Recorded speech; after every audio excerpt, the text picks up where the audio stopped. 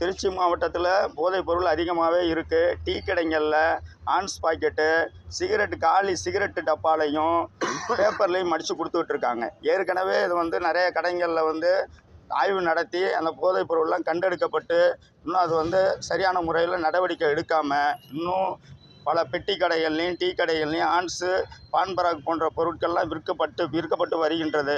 அதனை உடனடியாக ஆய்வு செய்யணும், அதை கண்டுபிடிச்சி அவங்க மேலே நடவடிக்கை எடுக்கணும்னு சொல்லி போன மாமன்ற கூட்டத்திலேயே நான் விவாதித்து அதை பதிவு பண்ணேன்.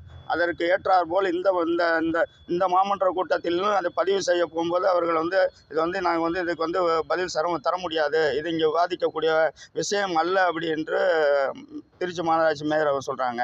மாநகராட்சியில் ஓட்டு போட்ட மக்களோட நலனுக்காக தான் நாங்கள் இங்கே வந்திருக்கோமே தவிர, மக்களோட குரலை கொடுக்கறது தான் திருச்சி மாநகராட்சிக்கு வந்திருக்கோமே தவிர, மற்றபடி வரி வசூல் பொதுமக்கள் அதோட